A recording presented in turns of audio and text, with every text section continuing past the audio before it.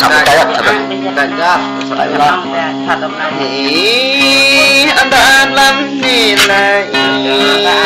ở nhập chẳng sợ nghịch nè đấy bạn là đỡ gần mệt che nhạc coi như ai che nhạc coi như có nhà có cho em gặp đồ địch nó có ni nó đi thôi nè nó ai tôi cũng thuộc em đi nó bao hành tay gặp ngó cho lê bị ngỡ lên ngó vợ bị lòng cứ sao để lôi đã đất là ở rất nhiều lại ở ta đâu lại không kêu được cả rất em bỏ lại ở rất gom gò lại ở rất bờ bọc lại ngập che em ta luôn nè bài có to nè bạn có to cầm vết lệ có bị màu hà mông im lông có bị màu hàng ghế im áp lơi có bị màu hàng ghế hoàn đâu tôi nhập nơi kia để một gồm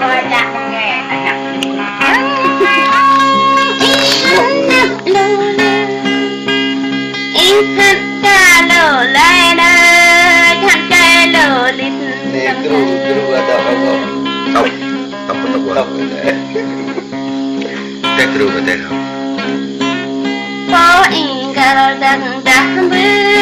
Bo ingkar jablak Ada thằng lỡ ya ada tak ada tôi nó như vậy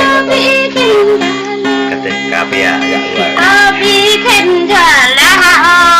Abi khen ta tao ta đem to ngoan tả lên nằm lên bị dịch đâu nhập ập mà dịch cha ập mà dịch cao nơi là hành hương gạch bơ bơ cao là diện môn được đầm gạch dịch nhiều quá nhé học bị chọc hả bị chết dịch và dịch bị chết nè ha dịch nó ba nên nó dịch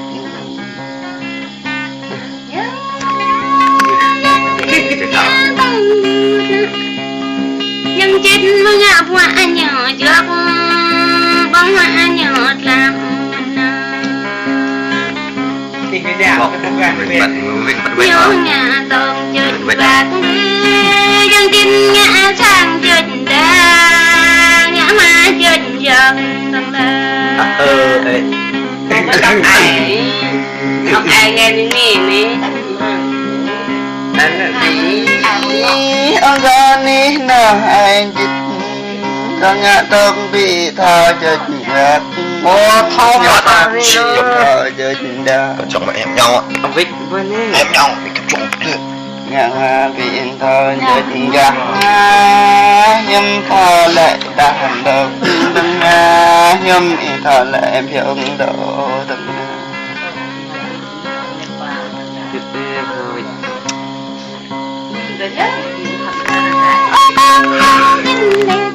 mẹ mình to cái này nó Than nhân chinh ghê hộp nó to hơn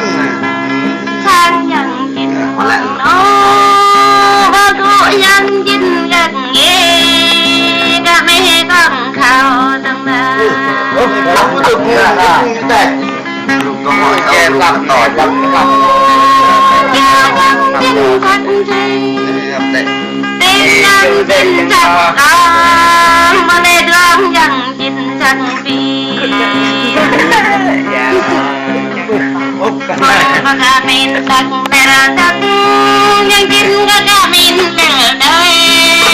Bím hoa cây chọc tầng ta Rồi, mình có thôi rồi. Bím hoa tầng ta bị hoa nồng bẹt là con đi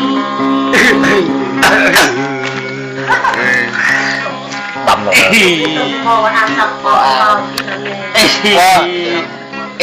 vợ chinh nào làng đi ở hang vợ chinh nào non bom vợ chinh nào đau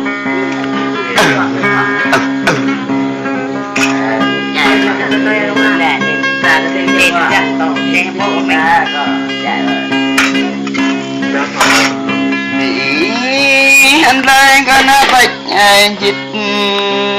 nhật này na bồn đó đất ba có na chọn ai chít Được. Không thể. bà đẹp rồi na bồn gật nhật bị bắt nhảy đâu họ đây là nước bọt bồn gai gòn đi nó hin đập được Làm nhá. có hin được Lo phải và cái giật lời tạm. giật bật giật vỡ bị bật chết sập giật nó bắt giật người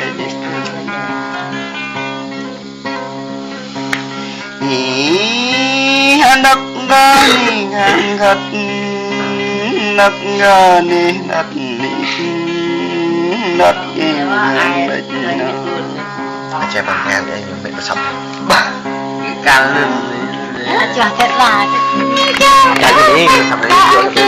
chắc là ba đấy sập cho ba con cả la là bị bà than rồi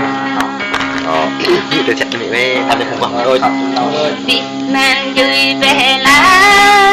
là bị vui bang về nó là bị phiền đông về dân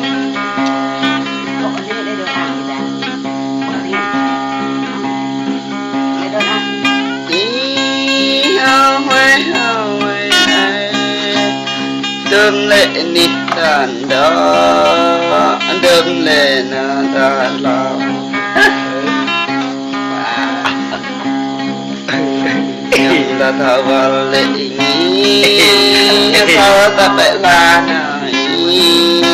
ở hoa đòi dùng vợ lại à để hai rồi sao phải la mau quạ luôn nếu vì cùng vợ nên người trẻ về đó tới tận đó anh không ra rồi nên xin không có tỏ với con trong núi rồi rồi giả đạo rồi này Bắt lòng nè này ha. Đây như tờ là cái gọng. lo thế nào em cháu tập trung nhá bi lệ in an ổn đã bi lệ đang ổn đã bi lệ ổn đã bi lệ Nghe mà ta không ổn chịu này. đã Báo. anh chịu nhá chịu lắm con rồi lại nó chưa tay kè nó chưa chẳng là một chiếu Vô vợ. đó tầm chiếu tầm chiếu luôn lên lên đây đi tập làm thật hoạt nè đi giỏi vậy đó Aiต้อง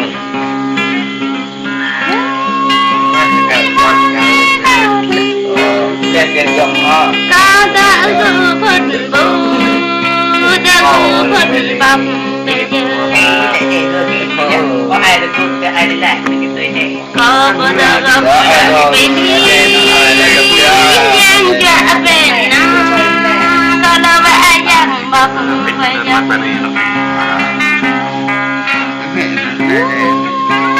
có biết trong nhà biết ai chinh thì chẳng ly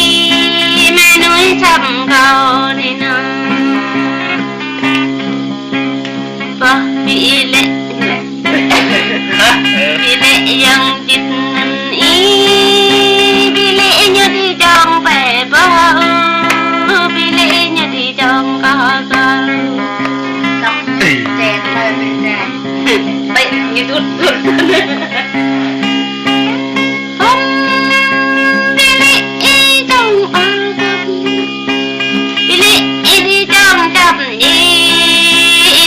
bóng y người sao giấc đơ phật chèm như nhiều chèm rõ đơ chèm rõ lắm thì ai chít ta ba đi mà nhịp để nằm đi bờ ghi để ghi bờ giá để nhà ý mà bê xe ý mà tờ ngàn anh ấy lắm học ngon thấp anh ấy chèm đi chèm quá mà đi mà tờ bực đứt tờ tay đường đi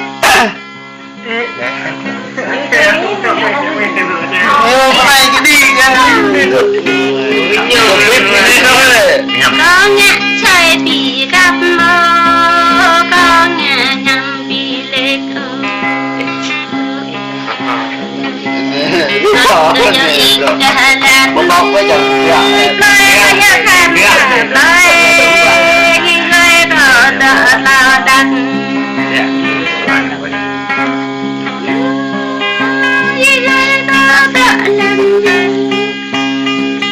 dân chín làm đi bông trai bị mèo là trong câu đi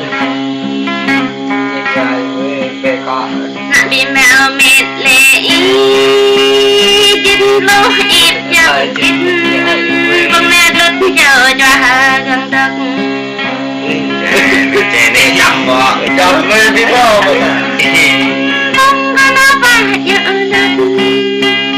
biết đi mình thằng phê bươi biết đi mình tê lê bà có thể gọi gọi bên này phao hụt bên này bên sắp ý ý nhấp chẳng có bước chầm mộng ý chẳng có bước lầm thò chắc